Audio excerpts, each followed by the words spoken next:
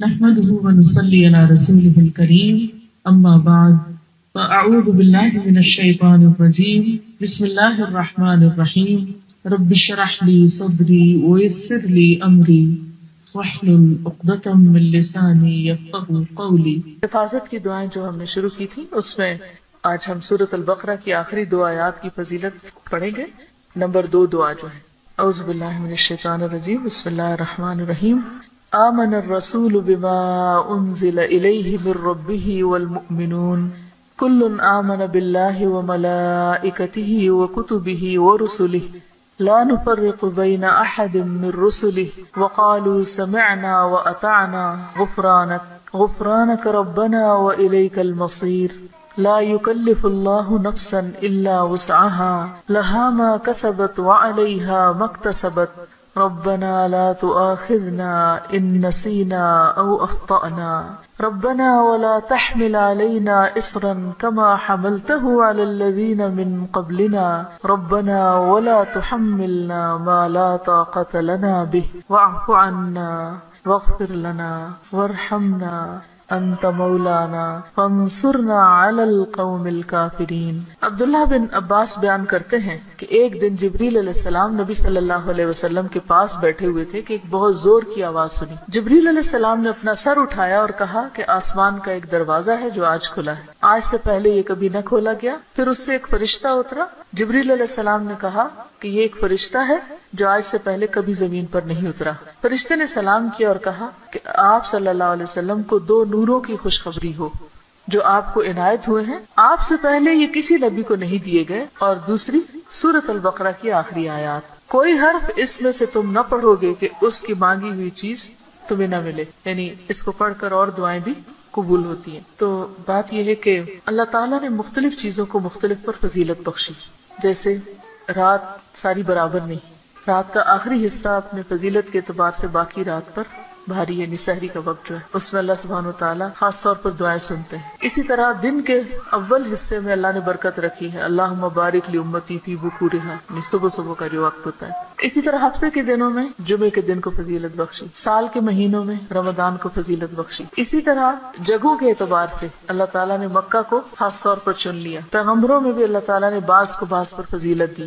اعمال میں بھی اللہ تعالیٰ نے بعض اعمال کو بعض اعمال پر فضیلت دی۔ اسی طرح قرآن مجید کی بعض آیات کو بعض پر فضیلت دی گئی، حالانکہ کلام سارا اللہ سبحانہ و تعالیٰ کا ہے، لیکن بعض حصہ بعض سے زیادہ برکت والا ہے، حالانکہ سب میں ہی خیر ہے، سارے میں خیر۔ تو اسی میں سورۃ الفاتحہ کا ایک خاص مقام ہے، اور سورۃ الفاتحہ جو ہے اس کو سورۃ شفا بھی کہا گیا ہے، رقیہ بھی کہا گیا ہے، اس کو ہر نماز میں پڑھنے کو واجب قرار دیا گیا ہے، اور پھر اس کو پڑھ کر اگر دم وغیرہ کیا جائے تو وہ بھی فائدہ مند ہوتا ہے، اور تجربے سے یہ بات ثابت ہے۔ جب صحابہ کرام میں سے کسی ایک نے راستے میں کسی سفر کے دوران ایک قبیلے کے سردار کو جو بچھو کاٹ گیا تو اس پر دم کیا تو اس کو آرام آ گیا، جبکہ اس کو کسی اور چیز سے فائدہ نہیں ہو رہا تھا۔ تو اب یہ جو خصوصیت سورۃ الفاتحہ کے اندر ہے وہ کسی اور حصے میں اس طرح نہیں ہے۔ اسی طرح سورۃ البقرہ کی آخری 2 آیات بھی بہت اہمیت کی حامل ہیں، اور ان کی ایک فضیلت جو یہاں پتہ چلتی ہے کہ ان کو پڑھ کر اگر کوئی شخص دعا کرتا ہے تو وہ دعا قبول ہوتی ہے۔ ایک اور حدیث میں آتا ہے، عبداللہ بن مسعود سے روایت ہے کہ جب رسول اللہ صلی اللہ علیہ وسلم معراج پر تشریف لے گئے تو آپ سدرۃ المنتہا تک پہنچے،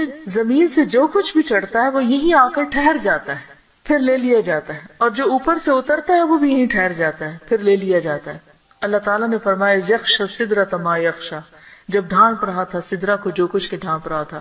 جب نبی صلی اللہ علیہ وسلم معراج پر تشریف لے گئے تو جو بیری کا درخت تھا اس کے اوپر جو روشنی تھی اس کی بات ہو رہی ہے۔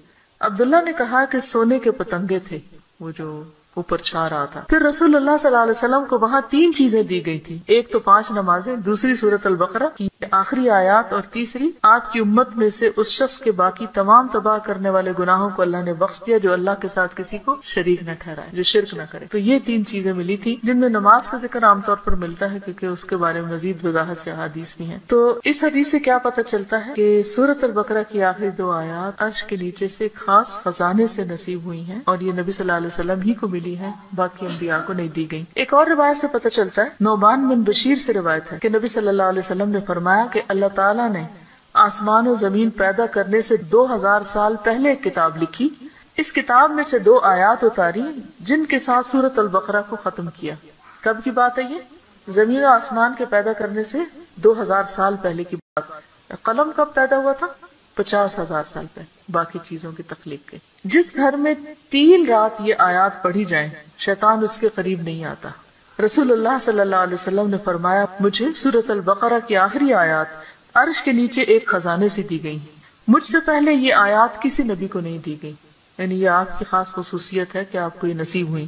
اور پھر ایک اور جگہ یہ بات بھی پتہ چلتی ہے ان آیات کے بارے میں کہ جو شخص رات کے وقت ان آیات کو پڑھ لیتا ہے تو وہ اسے ہر چیز سے کافی ہو جاتا ہے. تو آپ اس کو اپنی عادت بنا سکتے ہیں، رات کو سونے سے پہلے پڑھ لیں یا کسی نماز میں پڑھ لیں، مغرب یا عشاء کی نماز میں پڑھ لیں یا ویسے ہی بیٹھ کے پڑھ لیں، کیونکہ ان کی فضیلت بہت زیادہ ہے. تو ان آیات کا ترجمہ جو ہے وہ آپ دیکھ سکتے ہیں قرآن پاک ترجمے والے سے. لیکن یہ ہے کہ جو خاص بات ان آیات میں کی گئی ہے، پہلے تو اس میں ایمان پر بات ہے کہ رسول خود بھی ایمان لائے ہیں اور سارے مومن بھی. کن کن چیزوں پر؟ اللہ پر، ملائکہ پر، کتب پر، رسول پر. دوسری اہم بات لا نفرق بین احد من رسلہ، کہ ہم رسولوں کے درمیان فرق نہیں کرتے. فضیلت جو اللہ نے ان کو دی وہ اللہ ہی نے دی، لیکن ہمارا کیا فرض بنتا ہے کہ سب پر ایمان لائیں. اور پھر صحابہ کرام نے کیا کہا؟ وقالوا سمعنا واطعنا، کہ ہم نے سنا اور ہم نے اطاعت کی، ہم ایمان لے آئے اور جو کچھ ہمیں کہا جائے گا ہم اس کو مانتے ہیں. ہمیں اس کے بدلے کیا چاہیے؟ غفرانک، تیری بخشش چاہیے. یعنی بندہ اللہ کی بات مانتا ہے اور اللہ تعالیٰ اس کے ساتھ